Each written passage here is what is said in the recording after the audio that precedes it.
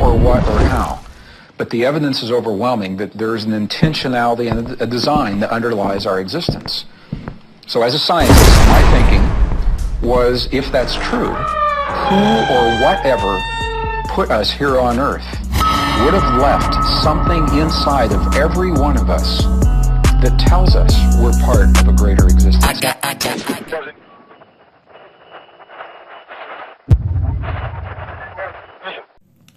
Shalom, shalom, family. It's your boy Prophet here, Lyrical Entertainment Ministries. So let's go ahead and get straight into the topic, all right?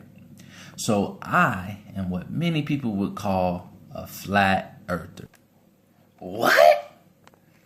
Yeah, hold on. Before y'all get to throwing up all types of ideas, calm down, relax. I'll break it down for you. So all I'm saying is, I believe that a lot of the things that we've been told these many years in schools, in science, and in history has been a big fabrication. So I decided to go ahead and make this video to kind of put a lot of things into perspective. So whether you believe in a round earth or a flat earth, this video can bring to light some new things, as well as answer some questions if you may have them. Like, for example, with me, I think about a lot of different things, and some of it's common sense, and then sometimes I'll just be thinking real deep. But for example, I'm like, if the earth is round and outer space is actually real, then why does every single picture I see, some from NASA, never show any type of satellites or stars in the background? It's all black. There's no type of stars, no type of satellites. Or why does every picture of the earth that I see is computer generated? It's all Photoshop. And I know Photoshop and computer generated because I've been playing video games all my life. Thought I pressed pause, but I guess I didn't. But back to the topic. Lastly, that's a lot more, but I'm just going to bring up a few points here. Lastly, did anybody see the video of the moon landing? Did you really see it? Did you look at it? Did you watch it? So you saw this like super cheap prop of a spacecraft ship, whatever you want to call it. The thing looked like somebody built it in the garage and just wrapped it in aluminum foil. So you telling me that went into space? Did you not see them suits? Boy, let me not even get on them suits. And then, how is a flag waving in space? Ain't no air in space. Ain't no wind in space. Something not adding up here, B. Let's not even get into the different shadows, the lighting, that moon rover, lander, whatever you want to call it. That thing looked like a go-kart from up the street. It's bad. Like, let's be real. Like, if you're gonna fabricate something, at least put in the time and the effort. I feel appalled that you lied to me with this crap that y'all done put out here. That don't make no sense at all. I am appalled. But enough of me. Let me get off my soapbox. We're going to get into a set of these videos. And from time to time, I'll chime in, tell you my thoughts, and we'll keep this thing moving. But the fact remains that there's way more evidence that supports the theory that we never went to the moon than there is to support that we ever did. Now, there are many reasons that prove we never went to the moon. To mention a few, you have the wavy flag in a zero atmosphere environment, the lack of any blast crater underneath the lunar module, or how about the absence of stars in space? The problem with any of these arguments is that NASA seems to have an explanation for every single one of them. Therefore, people like me and other moon landing deniers are referred to as a bunch of crazy tinfoil hat-wearing conspiracy kooks that need to up their medication. So in this video, I'm only going to address a single discrepancy that NASA themselves have admitted to on more than one occasion, and will prove without a doubt that we have never even left low Earth orbit, let alone landed a man on the moon. But first, let's go back to school and get a refresher course on the different atmospheres surrounding the Earth. Now, the following information is critical to proving my point, so please bear with me. First, we have the troposphere. This is where all of our weather occurs, and it is the lowest layer of the Earth's atmosphere. It starts at the Earth's surface and extends up to a height of 4 to 10 miles. Next, we have the stratosphere, which extends to about 35 miles above the Earth's surface. This is where our ozone layer resides and protects us from those dangerous UV rays. It is also the layer where aircraft travels, as it is free from weather disturbances. Now we go up to the mesosphere, where most meteors burn up on entry. The mesosphere stretches up to 50 miles above the Earth's surface. Next, we have the thermosphere, and this layer extends up to 400 miles from the Earth's surface, and the air here is very thin. Also, temperatures here start to get really hot, ranging anywhere from 200 to 500 degrees Celsius and 500 to 2000 degrees Celsius in the upper region. And last but not least is the exosphere. The temperature in the exosphere can vary from 0 to 1700 degrees Celsius. The exosphere is the outermost layer of the Earth's atmosphere and is around 6,200 miles from the Earth's surface. Now, according to NASA, low Earth orbit is around 1,200 miles from the Earth's surface. So before I tell you the reasons why it is impossible for us to go beyond the exosphere, or for that matter even past the thermosphere, have a listen to what some NASA experts have to say about this topic. As we get further away from Earth, we'll pass through the Van Allen belts, an area of dangerous radiation.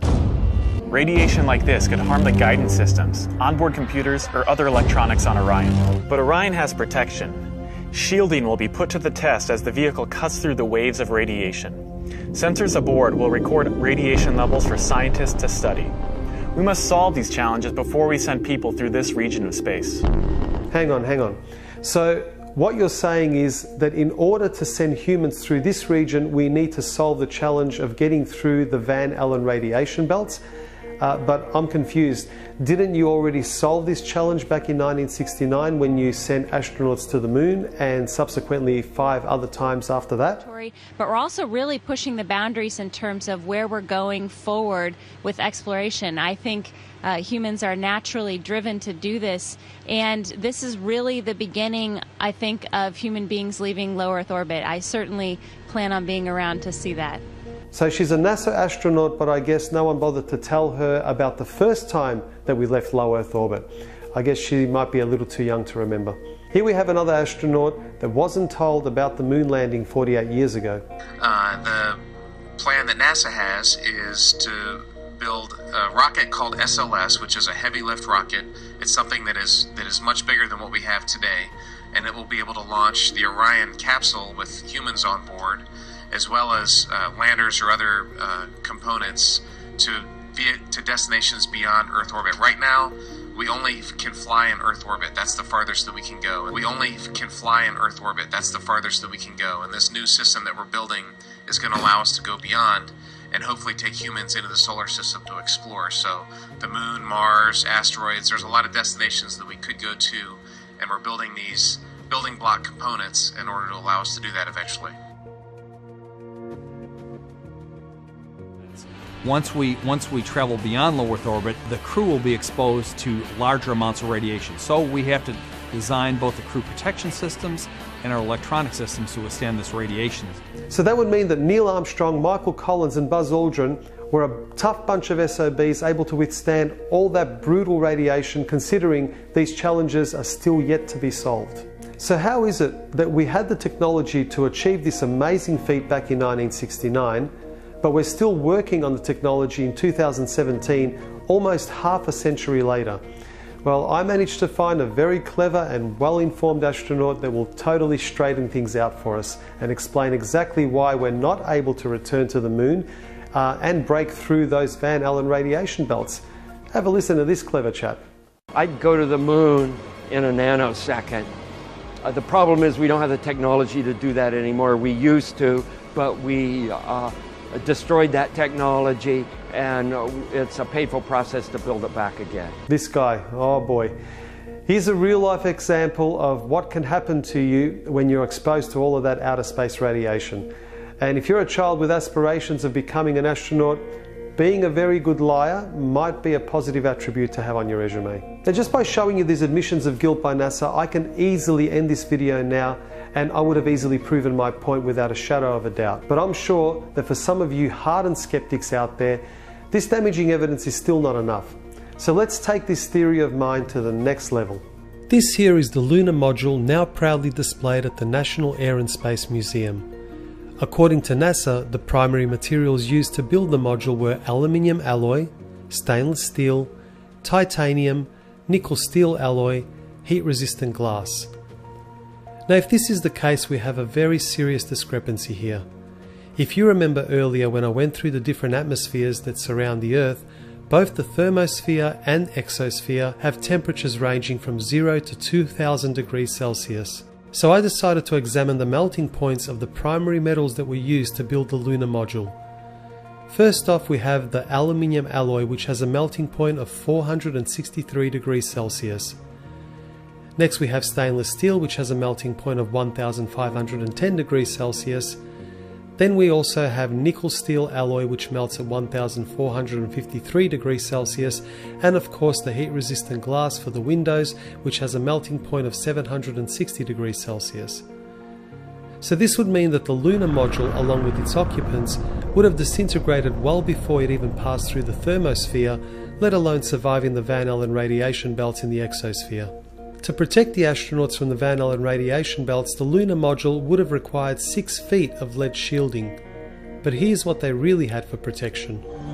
Obviously, the only shielding they had was the literally paper-thin outer hull of aluminum, and their suits consisting of glass fiber, some aluminum fibers, and silicon rubber. It's very interesting concerning radiation that the astronauts were protected by a thin film of aluminum, when here on Earth they put a lead shield on us when they take a dental x-ray.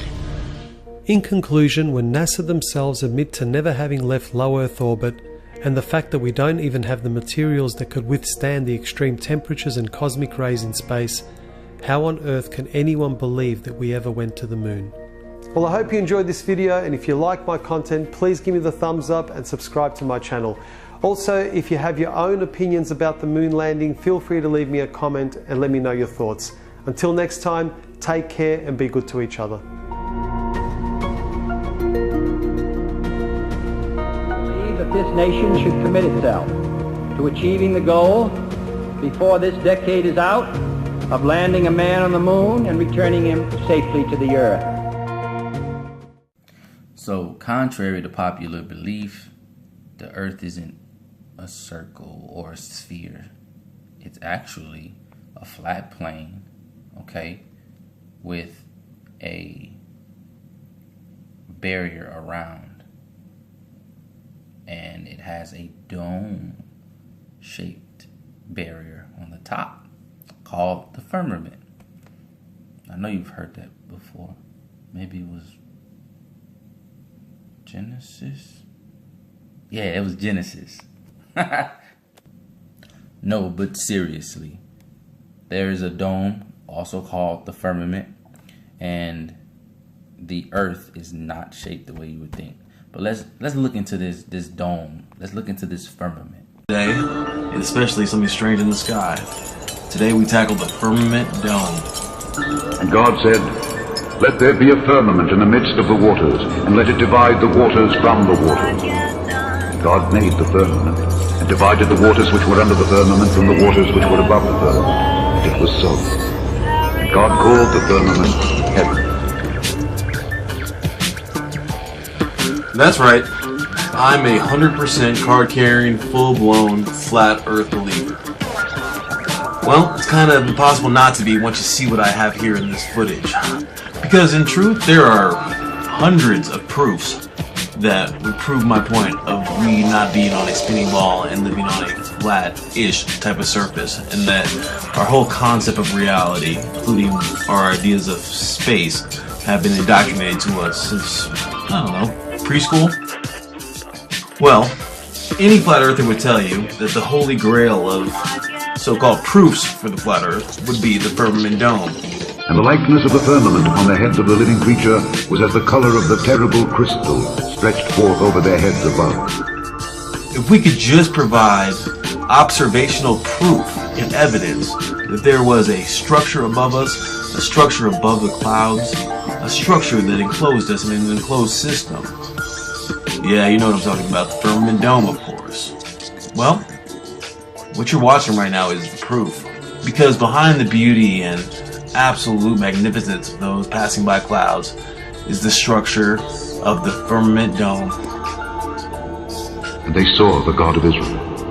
There was under his feet as it were a paved work of a sapphire stone, and as it were the body of heaven in his clearness. Ooh-wee, do I get excited when I see that every time. It's hard not to, because it's just as astonishing to me as it is to you. Yep, right there, behind the clouds, is the firmament dome. Now you're probably wondering about some context here. Let me give it to you. Around May in 2016, precisely at 8:18 in the evening, you know, the sun is still out just a little bit as it starts to set there in those summertime months, I decided to take a time lapse while I still had the light. So I positioned my camera vertical so it took footage directly above it, and took my time lapse and proceeded to immediately forget about it. And it was only when I looked through the archives trying to actually find footage of chemtrail planes, like the one you see right there disappearing into the firmament dome. Yeah, that's right, take a close look. It disappears into that crack that you can clearly make out. Naturally, I was beyond astonished, because before me was the holy grail of flat earth research, the undeniable visual proof of the existence of the firmament dome. And above the firmament that was over their heads was the likeness of a throne, as the appearance of a sapphire stone. And upon the likeness of the throne was the likeness as the appearance of a man. Please take a great look here. Use your discernment and your inspecting eyes and see what you have here. See that it lies beyond the clouds, above them. See that there's a texture there, something super solid and gritty. I want you to use your God-given intuition, and I really want people to compare what you're seeing here in my footage to the vast amounts of information and knowledge that's currently out there, to all the meticulous descriptions preserved in print, and of course the limited but miraculous photographic and visual evidence at our disposal. So here's a guy, I believe he's in southern latitudes, took this video of so-called grid lines in the sky. It's the dome firmament, and you can see that when he zooms in on the star, the grid scales with the zoom. In fact, the star scales with the zoom, and that pretty much proves the nearness of the celestial firmament.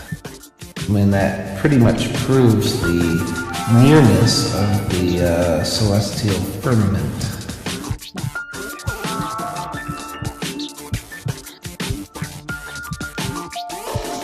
And behold, in the firmament that was above the head of the cherubims, there appeared over them, as it were, a sapphire stone, as the appearance of the likeness of a throne. As I prepared to release this video, I wanted to make sure that I left no stone unturned. I wanted to make sure that this footage provided an airtight argument that critics couldn't dismantle. I knew if I could show my footage to be flawless and authentic, then people would start having to take this quite seriously, and we as a movement of people looking for the truth might actually be able to make impactful strides and gains against evil, and in this great war between deception and truth. There was under his feet, as it were, a paved work of a sapphire stone, work of a sapphire stone. There appeared over them, as it were, a sapphire stone, was as the color of the terrible crystal, were a paved work of a sapphire stone, a sapphire stone, were a paved work of a sapphire stone, a sapphire stone, as the appearance of a sapphire stone, color of the terrible crystal. In 1990, an Italian geologist would find an unusual stone while visiting Sierra Leone. A mysterious artifact that has baffled all who have studied it. A blue stone with mysterious white lines upon its surface. To his surprise, tests revealed that it was not a turquoise, or indeed anything that could officially be identified. Furthermore, the blue stone didn't correspond to any known mineral. But the most intriguing thing is its color. Researchers still do not understand how the stone has acquired or retained its color. This even though several universities and laboratories have analyzed the artifact at great length. It seems its color remains a mystery. The stone underwent several tests with use of strong acids, but none of the acids could affect the stone. It was even heated to over 3,000 degrees Celsius, yet its composition wasn't altered. When a small piece of the stone was pulverized and viewed under the microscope, it curiously lost its color. According to analysis, an amazing 77.17% of the stone is somehow made of pure oxygen. The remaining percentage was divided between carbon, calcium, and another unknown element. When researchers crushed a piece of the skyrock and then enhanced the extractions with ultrasound, they were eventually able to locate an organic compound unknown to science. Dated at 55,000 years old, there has in fact been similar finds in other places of the Earth, made mostly of pure oxygen in existence. Yet the mystery surrounding their makeup and origin persists to this day. Certainly we are a lot closer today to solving that mystery. The evidence is mounting up. It's going to be impossible to deny the existence of our reality and the truth of where we live. So as you can see, there's some significant scientific proof that a lot of what we've been told isn't the real story. Now, me, for example, not only do I have a scientific and logical mind, I'm very, very deeply spiritual and in tune with the Most High. Have you not seen my videos? So actually, what started me on this path of actually understanding that the earth isn't what they told us it really looked like was actually scripture.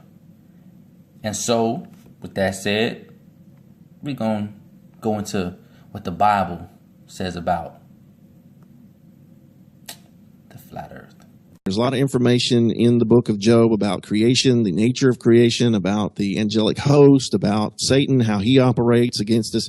It's really an informative book, but you have to take some time sometimes because there are certain things, like I tell people, we were talking about it today at breakfast, that like our English translation, and I love my King James Bible, but even though I believe it's the best English translation, we lose some things at times. We don't get the full meaning unless we look it up in the original language. And for the Old Testament, it was primarily Hebrew, and of course the New Testament was Greek. So you have to look these things up. So the context of Job, and you always look at the context as well. So you look at the context of Job 38:14, and this is where God finally gets tired of, all of them running their mouths, and he says, hey, stand up and like a man and answer me. Were you there? Where were you when I laid the foundation of the earth? Where were you when I created? I mean, he's really putting Job and his friends, in their place. They think they know, all these things, just like us. We think we know everything. And he's putting them in their place. So in that context, it's going down through there. And of course, in that passage, in that chapter, it talks about the ends of the earth.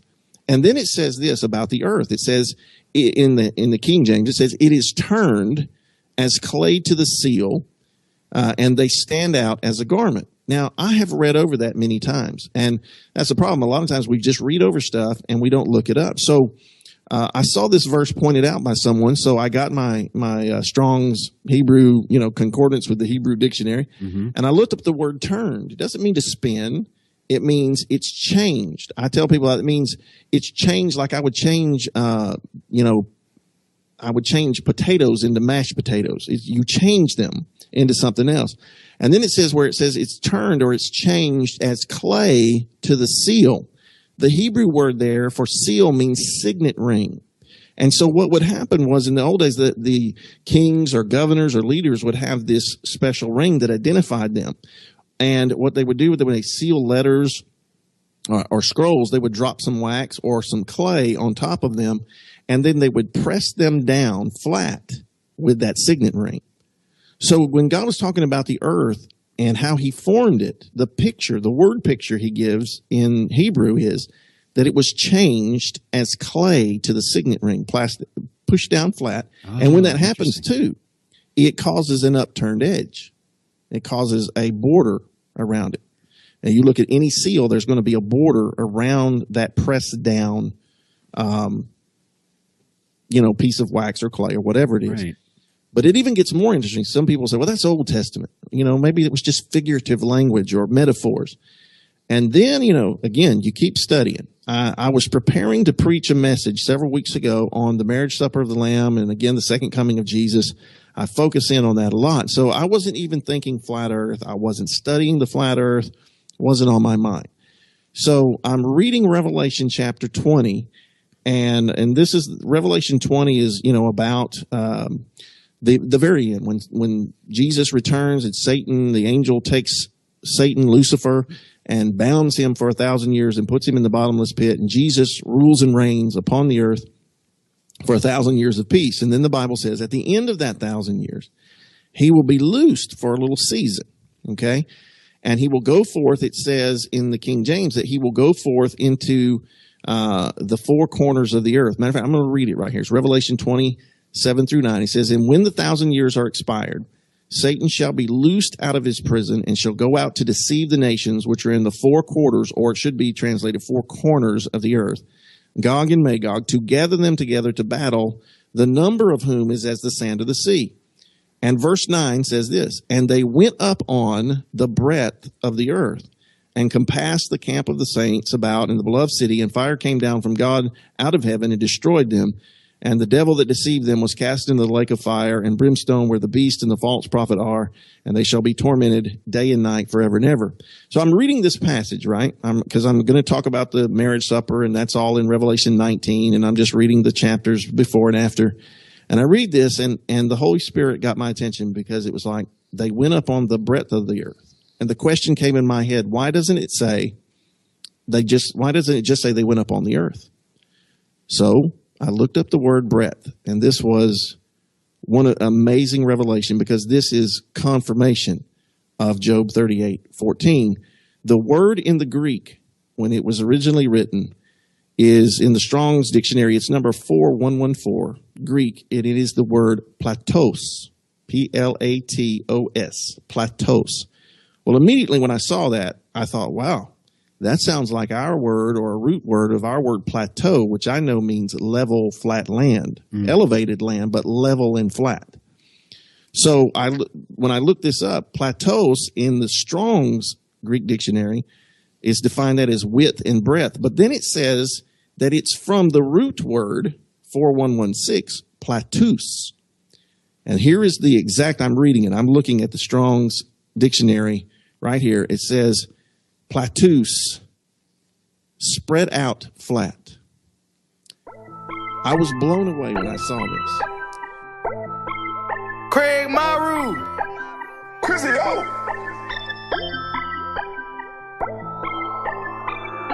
This word is artificial.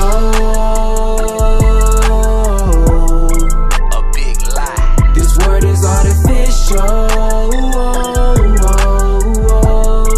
So what we tell them? Everything you see is fake. All the news fake. The whole life fake. All the food you eat is fake. Yo, this word is artificial.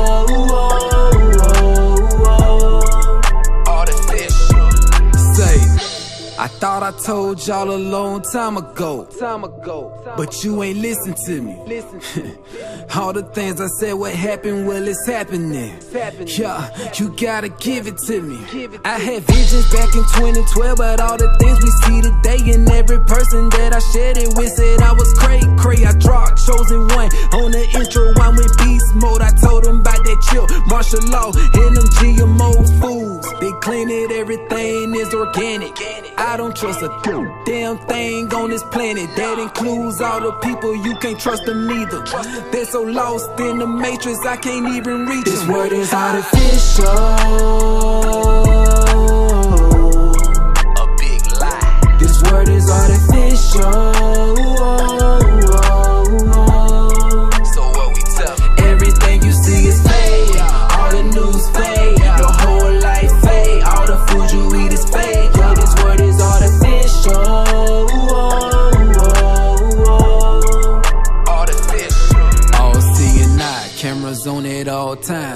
say he got a job, and that job is to spy. Privacy, it don't exist. They know everything about us. Told my partner, he said, snap, they got all the power. Everything that you see on TV, no, it's all fake. People love it though. They'll sit and watch it all day. They say the earth's a ball globe. Man, that's a lie too. According to my eyes, the earth is flat. I got all the proof.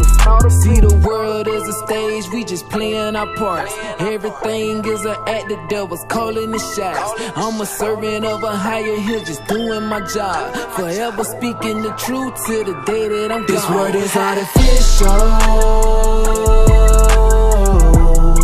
a big lie. This word is artificial.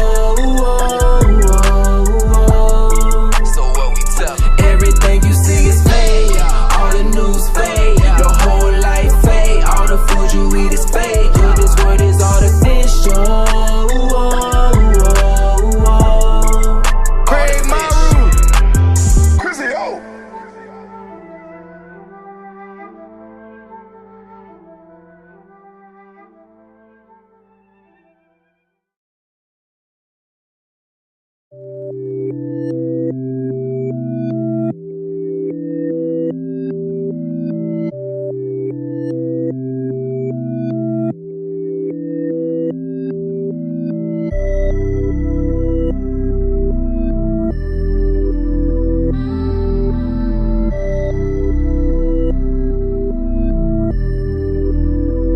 I be going to the future. Every night I close my eyes. I be riding in spaceships with angels dressed in all white. We be passing through the heavens, trying to. And for the people out there that's just like me, that you can't just hit me with a few scriptures. Here's a whole bunch of scriptures that all talks about a flat earth. The Bible. The earth was created before the sun. Genesis 1 through 19. The universe is complete, not expanding. Genesis 2:1. Earth's measurements are unknown. Job 38 through 5, Jeremiah 31:37, and Proverbs 25:3. Earth is a circle, not a globe. Isaiah 40:22, Job 38:13 through 14. Earthquakes shake the earth and it does not move. 2 Samuel 22:8, Isaiah 13:13, Revelation 6:12 through 13. Earth is fixed and cannot be moved. Psalms 93:1, Psalms 96:10, Psalms 104:5, Psalms 119:89 through 90, Isaiah 45:18, 1 Chronicles 16:30. Earth has pillars and hangs on nothing. 1 Samuel 2:8, Job 9:6, Job 26:7, Psalm 75:3, 2 Peter 3:5. The earth has ends which cannot exist on a globe. Deuteronomy 28:49, Deuteronomy 28:64, Deuteronomy 33:17, 1 Samuel 2:10, Job 37:3, Job 38:13, Psalm 46:9, Psalm 48:10, Psalm 59:13, Psalm 61:2, Psalm 65:5, Psalm 67:7, Psalm 72:8, Psalm 98:3, Psalm 135:7, Proverbs 8:29, Proverbs 17:24, Proverbs 34, Isaiah 5:26, Isaiah 26:15, Isaiah 40:28, Isaiah 41:5, Isaiah 41:9, Isaiah 42:10, Isaiah 43:6, Isaiah 45:22, Isaiah 48:20, Isaiah 49:6, Isaiah 52:10, Jeremiah 10:13, Jeremiah 16:19, Jeremiah 25:31, Jeremiah 25:33, Jeremiah 51:16, Daniel 4:22, Micah 5:4, Zechariah 9:10, and Acts 13:47. Earth has corners, and those cannot exist on the globe. Isaiah 11:12, Revelation 7:1. Earth has a firmament clearly described as a hard dome. Genesis 1:6 through 8, Genesis 1:14 through 18, Genesis 1:20, Genesis 7:11, Genesis 8:12, Job 37:18, Psalm 19:1, Isaiah 40:22, Ezekiel 1:22 through 26, Ezekiel 10:1, and Daniel 12:3. The sun moves on a circuit above the face of the earth, which contradicts the heliocentric model where the sun stays still. Genesis 15:12, Genesis 15:17, Genesis 19:23, Genesis 32:31, Exodus 17:12, Exodus 22:3, Exodus 22:26, Leviticus 22:27, Numbers 2:3, Numbers 21:11, Numbers 34:15, Numbers 4:41, Deuteronomy 11:30, Deuteronomy 16:6, Deuteronomy 23:11, Deuteronomy 24:13 through 15, Joshua 1:15, Joshua 8:29, Joshua 10:27, Joshua 12:1, Joshua 13:5, Joshua 19:12, Joshua 19:27, Joshua 19:34, Judges 8:13, Judges 9:33, Judges 14:18, Judges 19:14, Judges 20:43, 2 Samuel 2:4, 2 Samuel 3:35, 2 Samuel 23:4, 1 Kings 23:36, 2 Chronicles 18:34, Psalm 51, Psalm 113:3, Ecclesiastes 1:5, Isaiah 31:25, Isaiah 45:6, Isaiah 59:19, Jeremiah 15:9, Daniel 6:14, Amos 8:9, Jonah 4:8, Micah 3:6, Nahum 3:17, Malachi 1:11, Matthew 5:45, Mark 16:2, Ephesians 4:26, and James 1:11. The sun stops moving, which means it normally moves. Isaiah 16:20, Job 9:7, Joshua 10:12-14, Habakkuk 3:11. The moon has its own light and is not reflecting the sun. Genesis 1:16, Isaiah 13:10, Isaiah 30:26, Isaiah 60:19-20, Jeremiah 31:35, Matthew 24:29, Mark 13:24, Ezekiel 32:7, Revelation 21:23.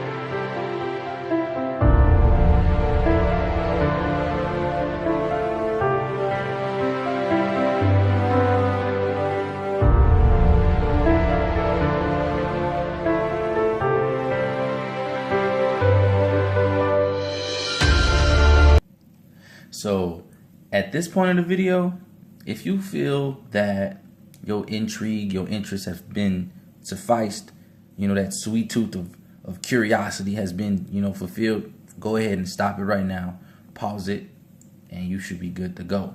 Now, if not, and you got questions, this next video, although it's the largest part of the video, has a lot of good information in it. It was actually one of the first videos that I myself watched all the way through. I've actually watched it over and over and over again, but it answers a lot of questions. It puts in perspective a lot of things that we wouldn't think about typically. So we're gonna go ahead. I'm gonna say I hope this video was informational to you all.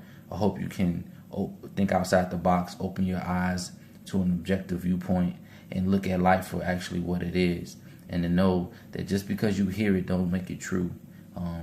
I push you guys to go ahead and do your own research, like I always say, even with scripture, when we're talking about all these different false doctrines and things that's out there. Go and do your own research. I cannot stress that enough. Go and do your own research. But if you want to know more, continue with this video. This next portion answers a lot. It's called 21 Questions About the Flat Earth. And if your questions aren't answered in any of these videos, go ahead and send me a comment and put your questions down in the comments below. And if I don't know the answer, I'll definitely look it up and try to find that answer and get it to you. All right, you guys be good. Shalom.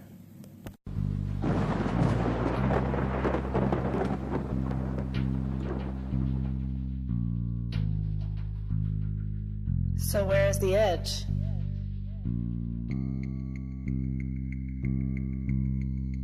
Who's to say that there is an edge, and why assume there is one? Is it because when we are introduced to the idea of a flat earth, it's always depicted like this?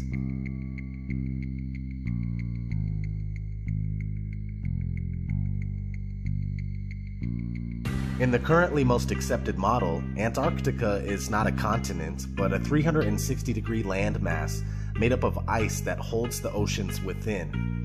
When we look at a Gleason's map from 1892 that states at the top that it's scientifically and practically correct, as is.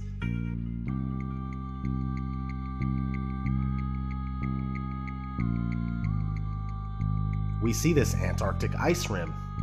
The Gleason's map is basically an azimuthal equidistant projection, which can be traced back to the year 1000. The AE map is also an official map of the United States Geological Survey, the USGS, and the official logo for the United Nations. The oldest known globe in the world is from 1492.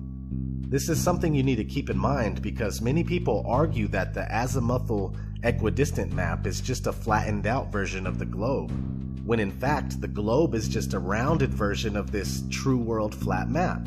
If the flat map came first and it has the ability to convert into a globe without any problems whatsoever, then that should tell you a little bit about how this globe deception was achieved. Now, back to if there is an edge or not. There is no proof that there is an edge past the Antarctic ice wall, but it is speculated by many that perhaps the plane that we live on is either extremely expansive or it's possibly endless. In these two scenarios, it would be logically assumed that more land is being hidden from the general public.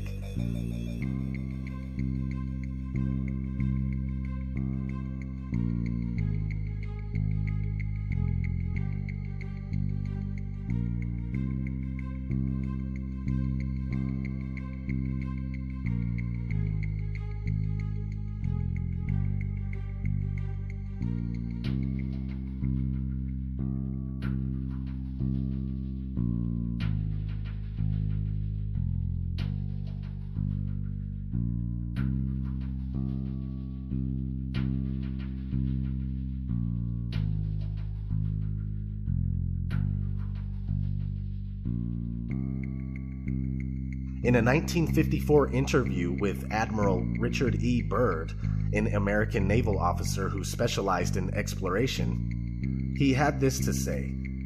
But strangely enough, there is left in the world today an area as big as the United States that's never been seen by a human being. And that's beyond the pole, on the other side of the South Pole, from Middle America. And I think it's quite astonishing that there should be an area as big as that unexplored. Implying that there is more land past Antarctica. If that uninhabited land was on a globe, it would be in the Indian Ocean. A recent discovery of an old Buddhist map in a newspaper from 1907 seems to support the idea of a vast plain with much more land.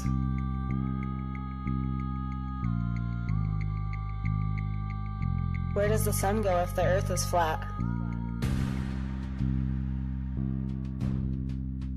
Well, the sun neither rises nor sets, but travels in a clockwise circuit from east to west, and only appears to rise and set due to perspective. The sun disappears at the vanishing point of human perspective on the horizon where the ground meets the sky, and since the sun is not 93 million miles away, I repeat, not 93 million miles away, but much closer and smaller, the light emanating from the sun only illuminates about half of the flat plane at once as it makes its daily journey.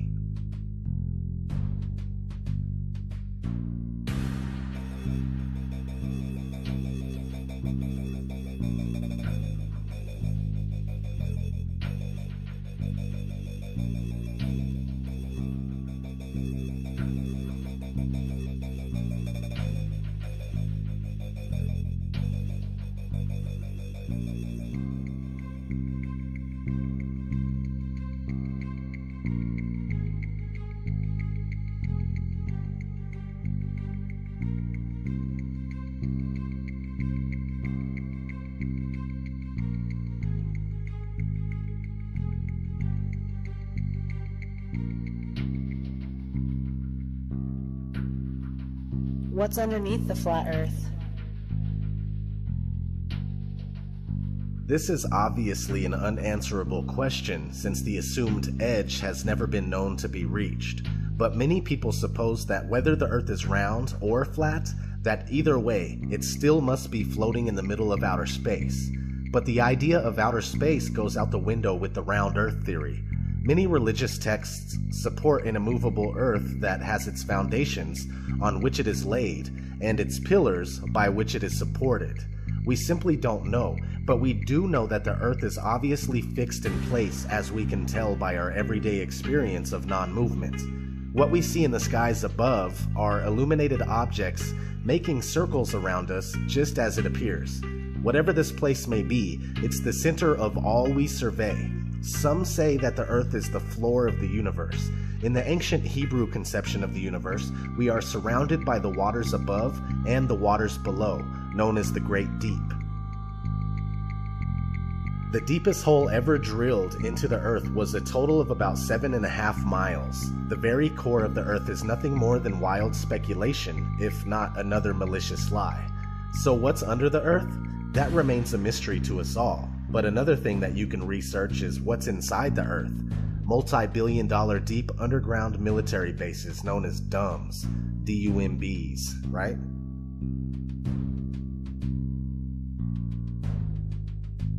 What about ships and boats disappearing over the horizon? This is also due to human perspective.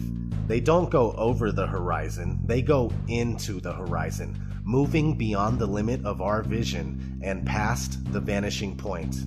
But the ships and boats are easily brought back into view with a pair of binoculars, a telescope, and any camera with a good zoom lens.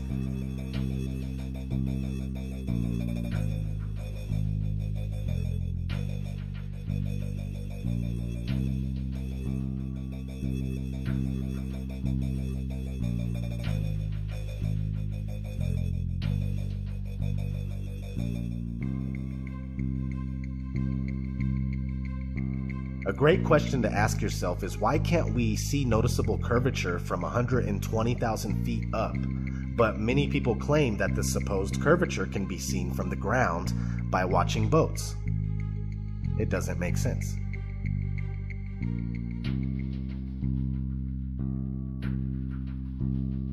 And what about all of the pictures of the Earth? They are all clearly computer-generated images. They claim this picture from Apollo 17 in 1972 is real, and they also claim that the 2015 epic Earth picture is real. But NASA employee Robert Simon gave us a glimpse of how they do it when he shared his experience of creating the Blue Marble 2.0 in 2002. He is now called Mr. Blue Marble. He was interviewed and on record stating, "The last time anyone took a photograph from above low Earth orbit that showed an entire hemisphere one side of the globe, was in 1972 during Apollo 17. NASA's Earth Observing System, EOS, satellites were designed to give a checkup of Earth's health.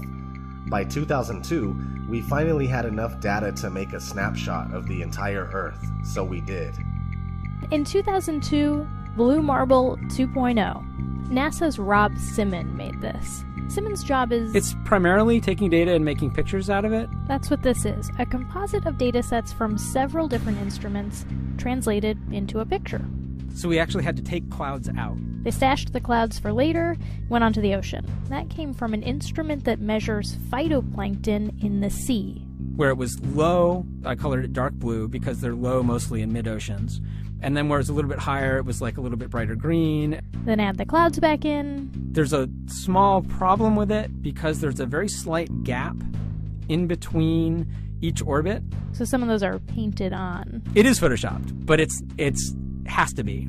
Then there was another layer to sort of simulate the atmosphere. And then there's this little bright spot. It's called the specular highlight. So it's the reflection of sunlight off of water. Those are the pieces, but you can't just slap them all together. It just didn't look realistic. It looks kind of flat, or the clouds are sort of too see-through. So I just take Command Z a lot. There's artistry to creating the world. What I imagine it to be. Unfortunately, I'm not an astronaut. I've never been to space. But I've looked at these images over and over again, trying to sort of get the essence of it. It is photoshopped, but it's has to be. It is photoshopped, but it's has to be. It is photoshopped, but it's has to be. It is photoshopped, but it's has to be.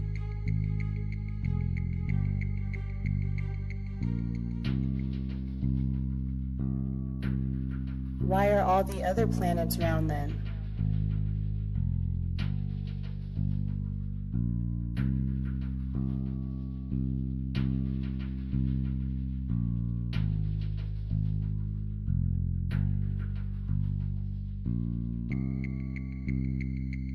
When you compare amateur footage done with professional-grade cameras and compare it to NASA's official images of planets and stars, it's clear that NASA images are all computer-generated, no different than the photos of Earth.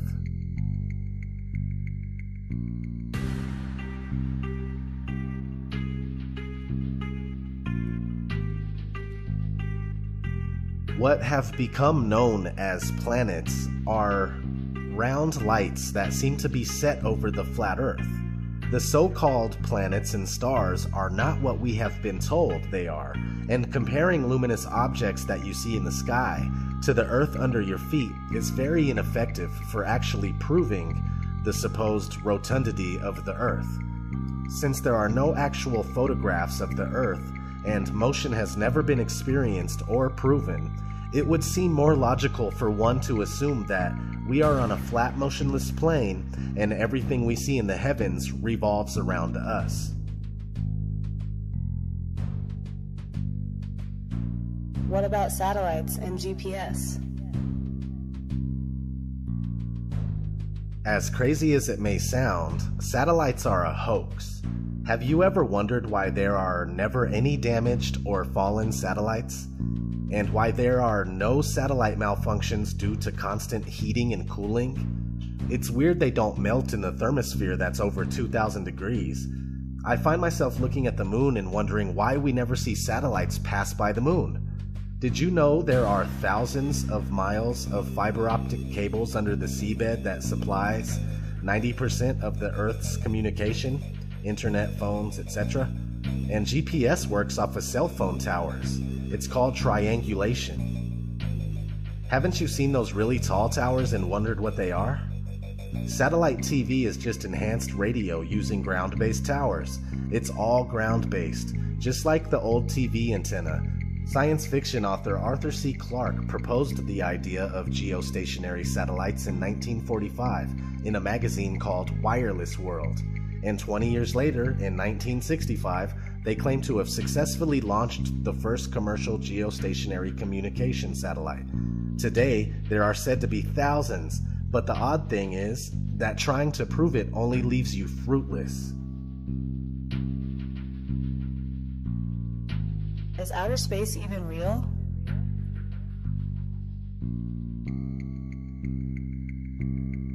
Yes and no. What you see in the sky as far as stars and wandering stars, also known as planets, are there. How could we deny them? We don't know what they actually are, but they are there. Now, what we are told about outer space and what it is not true at all.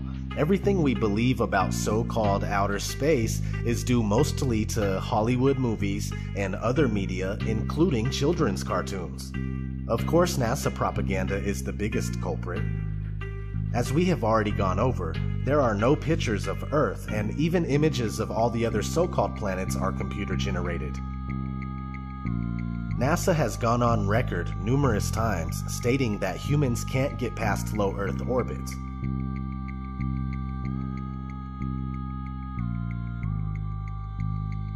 NASA's next spacecraft, already being built and tested across America, will do those things and more. This is the spacecraft that's going to take humans to explore the solar system. It's the next big step for NASA in exploration. Called the Orion Multipurpose Crew Vehicle, or MPCV, this next-generation spacecraft will enable America to explore beyond low Earth orbit. As we get further away from Earth, we'll pass through the Van Allen belts, an area of dangerous radiation. But Orion has protection. Shielding will be put to the test as the vehicle cuts through the waves of radiation. Sensors aboard will record radiation levels for scientists to study. We must solve these challenges before we send people through this region of space. Plan that NASA has is to build a rocket called SLS, which is a heavy lift rocket.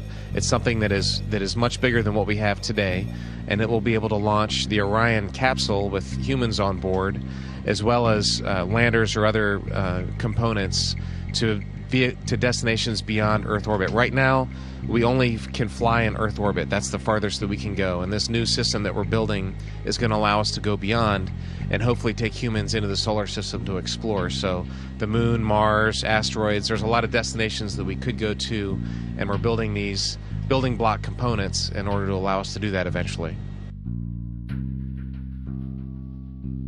And unlike the previous program, we are setting a course with specific and achievable milestones. Early in the next decade, a set of crewed flights will test and prove the systems required for exploration beyond low Earth orbit. Low Earth orbit is supposedly between 99 and 1,200 miles away. The funny thing is that they say the moon is over 200,000 miles away.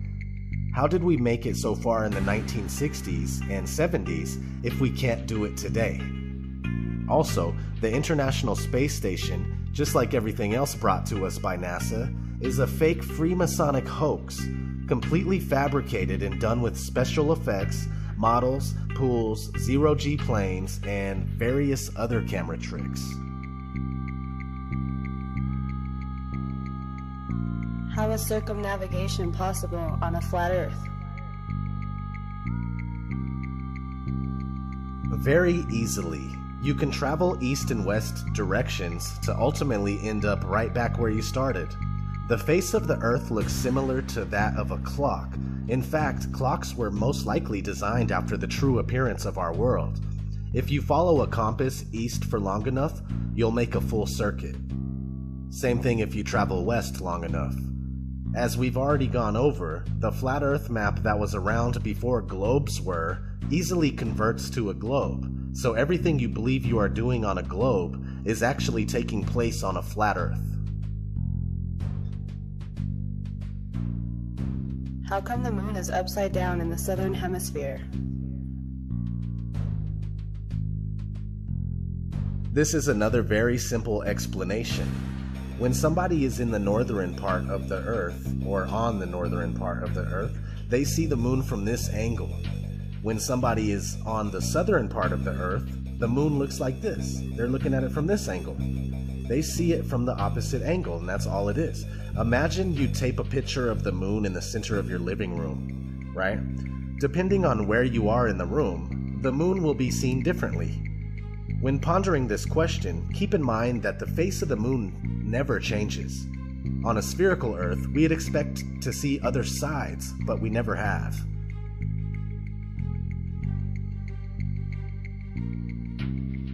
What about the seasons?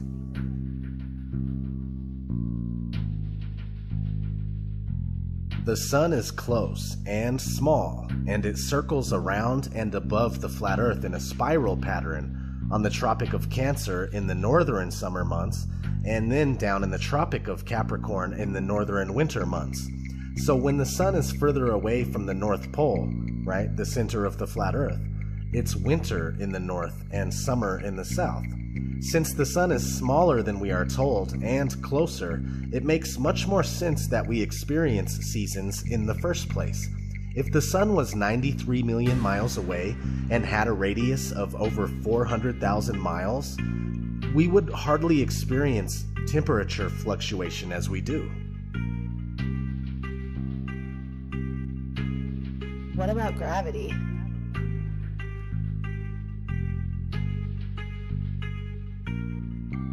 Gravity is necessary in order for a spinning ball Earth to work.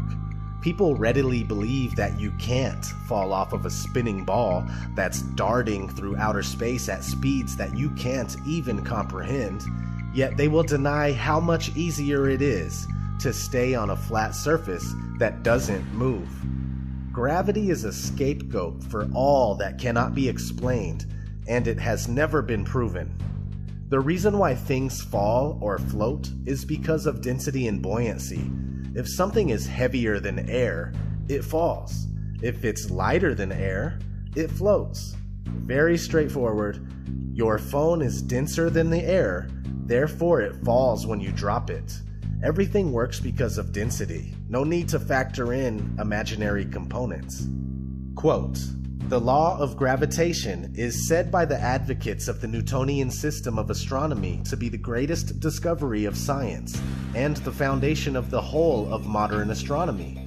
If, therefore, it can be shown that gravitation is a pure assumption and an imagination of the mind only, that it has no existence outside of the brains of its expounders and advocates, the whole of the hypotheses of this modern so-called science fall to the ground as flat as the surface of the ocean. And this most exact of all sciences, this wonderful feat of the intellect, becomes at once the most ridiculous superstition and the most gigantic imposture to which ignorance and credulity could ever be exposed." Thomas Winship, Zetetic Cosmogony. What about the Coriolis effect?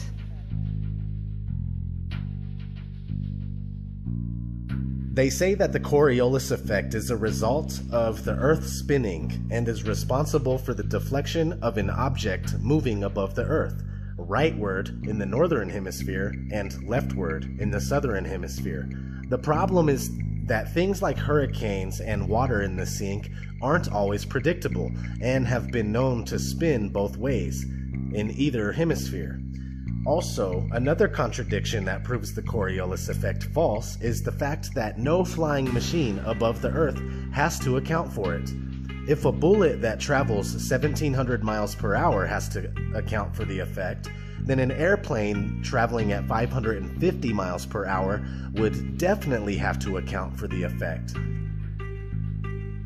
When you look for the answer, you'll find that we are told that since the atmosphere moves with the spin of the Earth, planes aren't affected. So why would bullets be? Especially when they go much faster than common airplanes.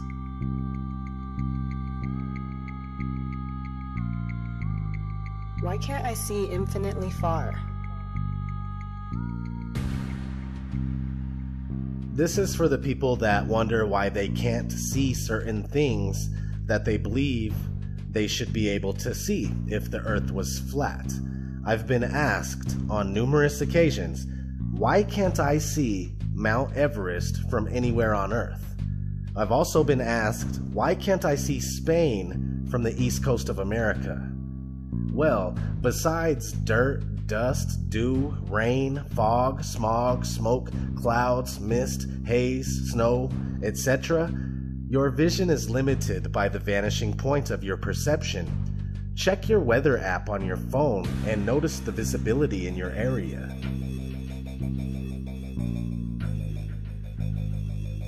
Is the flat earth a religious thing?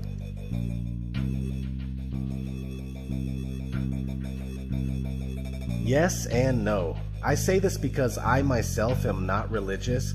I'd rather not have faith in something, but know the facts to the best of my ability. And the facts are that the curvature and motion of the earth have never been proven. The Bible, without any doubt whatsoever, supports the earth that's fixed in place. The book of Enoch, which is biblically endorsed and most likely belongs in the Bible, describes the flat stationary enclosed earth in great detail. Many religions and civilizations preceding Judaism and Christianity support a flat and stationary earth, such as the Babylonians, the Egyptians, the Mayans, the Norse, the Hindus, etc. This fantastic spinning globe earth is very new to the people of the world, yet most of us carry on as if the theory is unquestionable, and we've been conditioned to laugh when the flat earth is brought up. Whether you are religious or not, you can see the flat earth for yourself.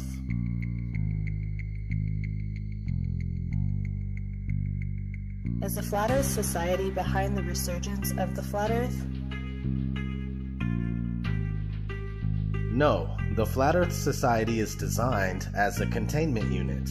Gatekeepers that tell the truth about some stuff, but then lie about other things in order to make it appear ridiculous or steer you in the wrong direction. For instance, this is what FES has to say about gravity.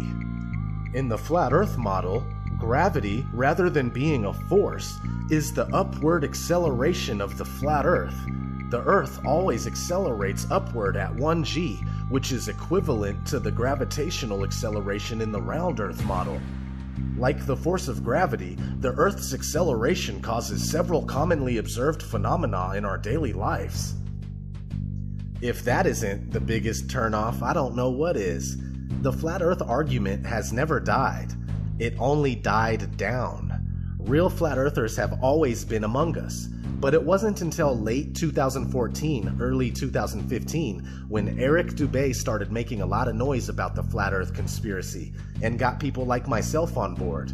It took me 10 months of research before finally accepting the truth about where we live. Thanks to the many great flat earth researchers, content creators, and activists since then, more and more people are waking up to the massive deception every day.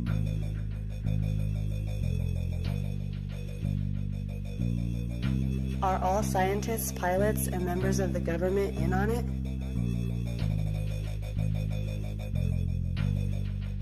No, most scientists, pilots, and members of the government have been indoctrinated just as the rest of us have. When they work at their everyday job, they go about it as if the Earth is most certainly spherical. If indeed some of these people did know the Earth is flat, they most likely wouldn't even speak out about it in fear of losing their job or ruining their reputation. The average scientist goes about everything they do with the spherical Earth already factored in. For mainstream science, questioning our current model is a huge no-no. For pilots, computers do most of their work, not to take away from what they do because I personally appreciate it, and also pilots often switch out at stops, making it difficult to understand the real layout of Earth's land masses. As far as government members and politicians go, besides high-ranking officials at NASA, which isn't government at all, it's safe to assume that they are not in the know and they are not knowingly perpetrating this lie. Very few people compared to the population of the world are enlightened to the flat Earth.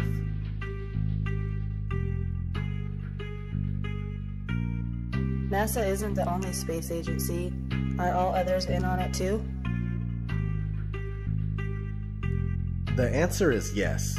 Here's a short clip on what you need to know.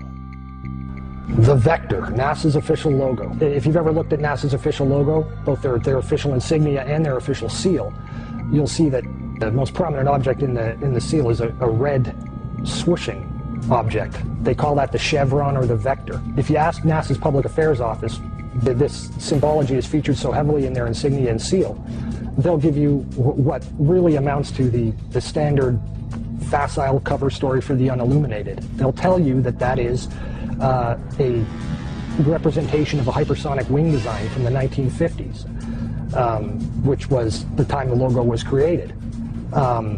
Not exactly the case. Someone might want to ask the Russian Federal Space Agency, Roscosmos, that was formed in 1992, why they chose that same logo. And while you're at it, you can go ask the Chinese, who formed their space agency in 1996, why in the world they're using a hypersonic wing design from the 1950s as their official logo. Then you can ask the Japanese, the South Koreans, Taiwanese, Malaysia, Mexico, Iran, all of these countries, even Bulgaria. They all utilize the vector symbology in their space agency logos for their national space agencies. It gets even deeper. You can go look at the individual manned program patches for NASA. The Mercury program, for example, a blatant use of covert symbology. In every logo dealing with the Mercury program, you'll see what looks like a number 7 in their logo. And again, NASA's official story is that they put this number 7 there so that they could pay homage to the original 7 Mercury astronauts. Kind of forgetting the fact that only 6 Mercury astronauts actually flew into space, because number 7 never did. Deke Slayton had a heart problem, so he didn't get to go up. So there were only 6 Mercury astronauts, yet there's a 7 in every single logo. That's in the official mission or official program insignia for Mercury, as well as the 6 individual mission patches carry this logo. And it carries on to the Space Shuttle program. If you look at the Apollo logo has a big letter A in it. At least that's what they want you to believe, but it's not. Again, that's just a simple way of explaining away the inclusion of this vector symbology in the logo.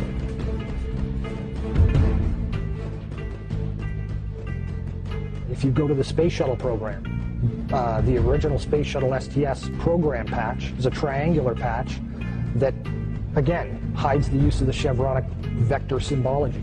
And that also goes for many of the STS-specific mission patches. Every single one of the International Space Station expedition patches carry the vector symbology. The Russian Mir space station used the vector symbology. That was their official logo. You can even go deeper and look at military-industrial complex companies. Look at the logo on a company like Lockheed Martin, 2 vectors. The X-Prize logo, Ames Research Labs, U.S. Space Command. When you get into the military realm, the United States Space Command, their official logo is the vector symbol. And when you look at the military's individual space-specific programs, all of them deal with vector symbology in their official insignias. And the question really becomes, who or what are these people paying homage to? Let's look at NASA's Earthrise.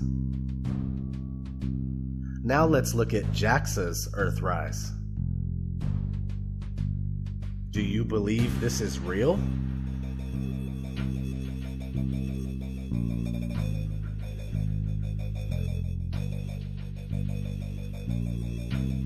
Well then, who's responsible for this deception?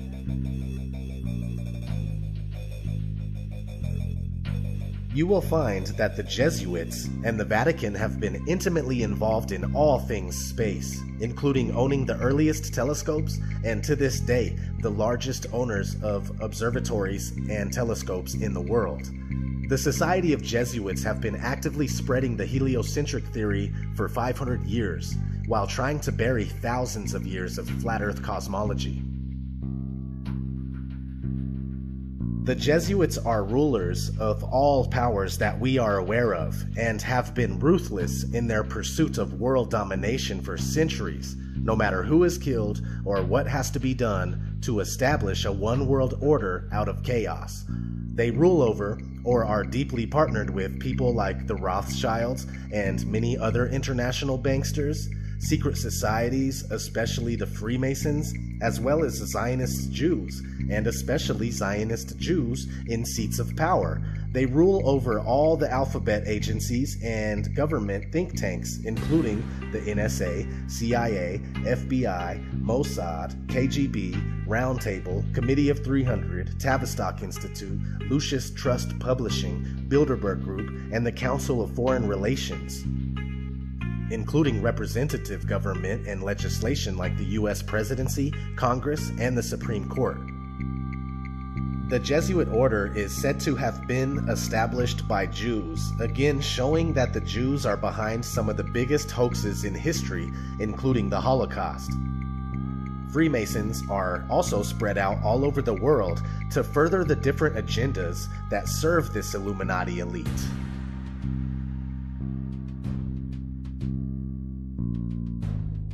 Why the lie?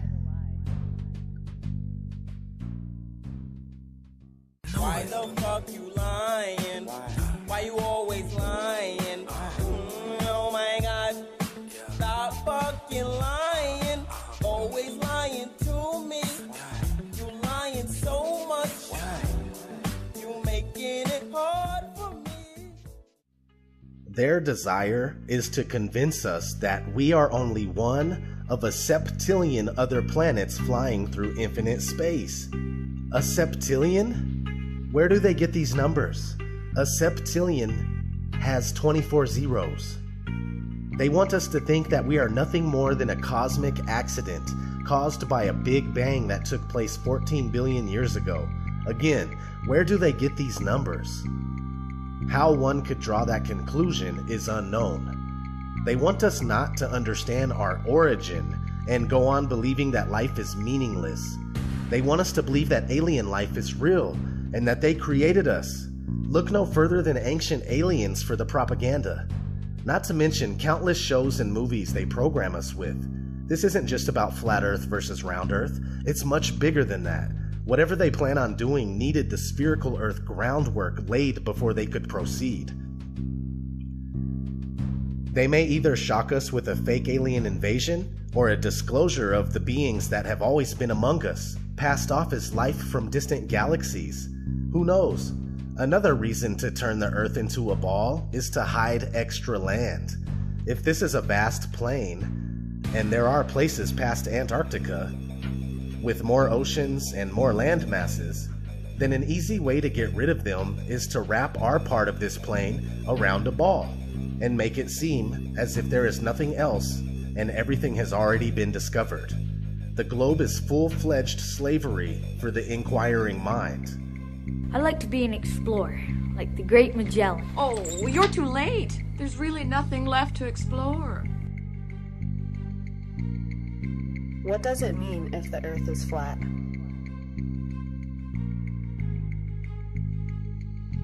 It means that the origin of man is deliberately being covered up from us. Man, woman, child, you are being deceived on a massive scale. Flat Earth, enclosed flat Earth, expansive plane flat Earth, or even infinite plane flat Earth with an infinite ceiling barrier, or possibly another plane of existence above us and below us. It means that this place was created, that you were designed, you were crafted, you are special and with purpose. A purpose being hidden from you on purpose. We are supposed to know our world and our reason for being. We've been swallowed whole by this economic fiat money system that controls absolutely everything and fuels this manufactured reality. Most of us know that we are slaves, and it's no wonder we desire to escape through movies, TV shows, and video games that happen to also further our programming and mental conditioning. We were never meant to live like this, and knowledge of our flat Earth is a step in the right direction. It's something that can't be taken from us. It's the fuel that we need to let these bastards know that we won't go down in ignorance.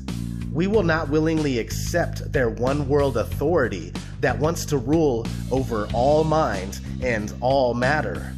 Embrace this flat world of ours and free your mind from the globalist mind control.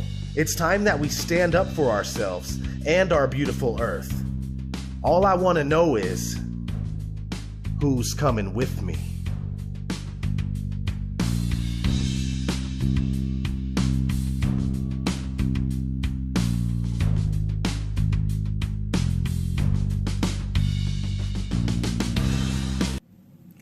So if you decide to stay and watch that video on the 21 questions about a flat earth, I give you my salute and I give you my applause. I applaud you because, you know what I'm saying, you sought out that extra knowledge. But a lot of people say, what's the point? Does it even really matter if the earth is round or if the earth is flat? I'm telling you it matters because look at the lengths that these people have went to cover up the truth. If it didn't matter, there would be no reason to lie at all. But if you're looking at it from a biblical perspective, it matters because that is how the Most High created the earth. So to say that the earth is not the way he created it is to go against the Most High. From a scientific perspective, it matters because if you're interested in knowing how things work, then you need to know the truth about how they work, not a story that's been fabricated and given to the public, okay? And just from a logical, common sense perspective of why it matters, just to know, you know what I'm saying? But to each his own. Like I said, it matters to me, and I thought it was worth putting this video together. Hope you guys enjoyed it. Like I said, if you have any questions, put them down in the comments below. Also, if you have even more information that you would like to share with me, also send that down below. Or you can also email me at lyrical.entertainment21@gmail.com.